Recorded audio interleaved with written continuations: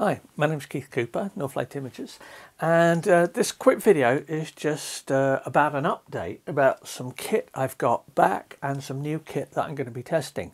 In particular, I've got the Fuji GFX100S back and some different lenses. I had a look at it last time, a month or so ago, got it back for a while that I'm going to be testing some things. Now, next year I'm going to be testing the new Fuji GFX tilt shift lenses, but in the meantime I happen to have a Laowa 20mm, no sorry, this is the 15mm f4.5 shift lens. Rather an impressive lens. I've tested it, I've got a full review of it on 35mm, but it has an image circle big enough to use it on the GFX100S, the medium format sensor. That's the small medium format sensor you've got here rather than the larger medium format size you'd get for film or on something like an 860 100C, which I tested a while ago. But this one, 100 megapixel, works really well. I'll show some examples of that in a moment.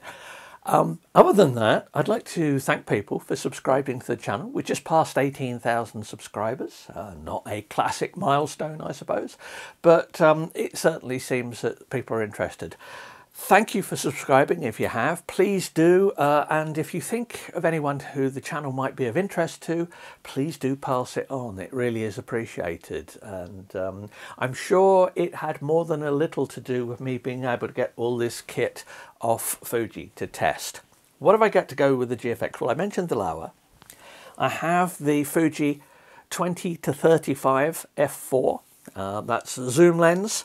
Rather nice bit of kit. I know quite a few people are interested in this. At 20mm,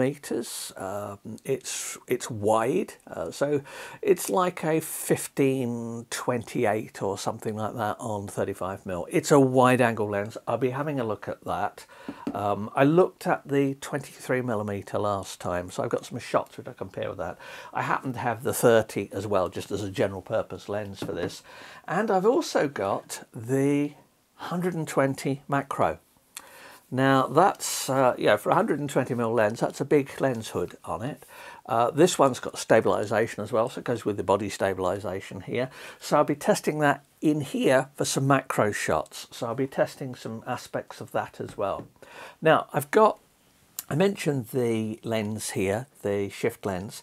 This is shift only, there's no tilt on this. It's a fully manual lens, so there's no electronics on it whatsoever. So I had to find the menu item to enable shutter release without a lens present, because for the camera here, as far as the camera is concerned, there is no lens on the front. A quick check of what it's like. This is photograph of our conservatory out the back of the house. This is brand new, and the reason that one of the reasons I moved up here into my office, apart from I'd always intended to from shooting videos in the kitchen, is for all the building work for this, and this is now finished. That's frost on the roof there. Yeah, the temperature in here got down to about 2 or 3, so it's not going to be something for use during the winter without a bit of heating added, and I have to be careful what plants to put inside for that. But anyway, that gives you, that is not shifted at all. So that is the field of view as is with the lens, with this 15mm lens. Now, if I just show another shot indoors, here we go. This is me sitting on the sofa, looking down from one end of the room to another. This is shifted upwards. The shift on this is an interesting movement. You rotate it and the shift moves. If you want to shift left, right, you have to return the lens on the lens mount. There's that. I'll cover all of this stuff, and I have got a review of this lens already, if you're curious. I'll put a link to that in the notes that I've got for this particular video. So that's shifted upwards. 15mm, equivalent, what, 12, 13mm on 35. It's very wide angle. And this shifted up, if you look at the shape of the lampshade here, these are the sort of distortions you will get if you start using a lens like this on interiors. You have to be very careful with wide lenses. Now, I normally shoot with my Canon gear with TSE 17, the 17mm shift lens here, and also TSE 24. The 17 needs care in its use so that you don't overwhelm people in shots with the wide angle look, particularly when it's shifted like that. So I can't test these at the moment. Somebody in the States has kindly offered to lend me an EF to GFX converter.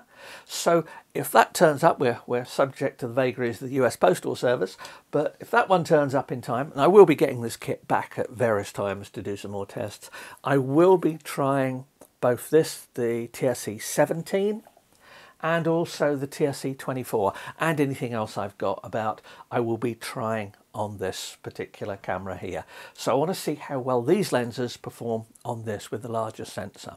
Now, normally Canon EF lenses, the image circle, that's the image projected at the back of the lens, isn't quite big enough on many to properly cover a sensor like this without showing vignetting and the likes. These lenses have big image circles and are probably, and I'm told, are usable on this. We shall see what they're like. It would be nice to be able to use my specialist Canon lenses here on a camera like this. And as I said, one of the reasons I'm also looking at this is I'm still using a 2015 Canon 5DS. The Canon R5 is an absolutely great camera, but for what I do, architectural, interiors and stuff, it's not necessarily that much greater. Now, I've done a video looking at this a while ago on that.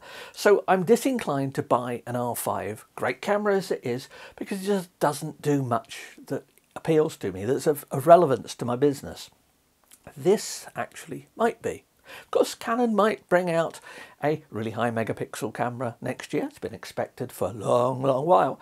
That if they bring it out, there's a few questions to ask. Still, it gives me something to compare against with this as to whether having all those megapixels and obviously a newer sensor design and other things on a mirrorless camera from Canon, which works with these lenses and any new tilt shift lenses they might bring out, whether that is more useful to me than this. And a lot of that depends with whether that camera is aimed at being a high megapixel camera, lots of detail, good quality image, or whether it's in, just lots of megapixels and it's a big camera back in a sort of much bigger body and hence much more expensive. The more expensive the Canon high megapixel camera comes out, the more appealing one of these, even if it's second hand, the more appealing one of these becomes. It's not only what I like playing about with, but it's also what I have to justify from a business point of view.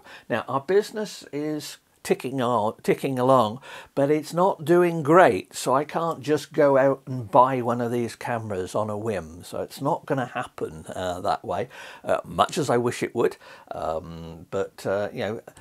If anyone's got any winning lottery numbers, tell me. But anyway, back to lenses. That was the 15 shifted upwards.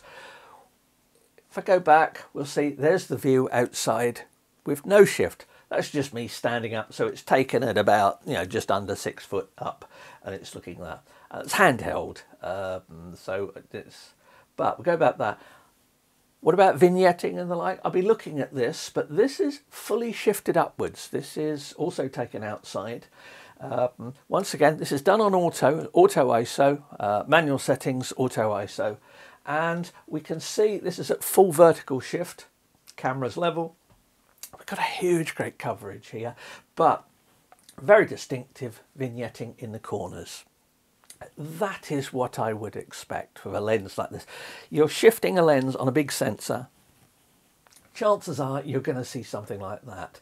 Now, I'll take the camera out. I'll be testing this lens and the others outdoors as well as I get a chance. I'll be testing those and having a look at it. So I'll come back to this and see whether this is really a problem, or I haven't really checked what sharpness is like when it's shifted and all the sort of things you tend to look at when looking at lenses. But anyway, that's sort of some of the stuff. I would say also there's another lens, but come back next week for that because I can't mention much about that one at the moment. That's another wide angle prime for the GFX, but I'll cover that one next week. All fun stuff. A couple other bits for people interested in printing. Permajet have sent me samples of some of their new fine art papers. These are cotton rag papers.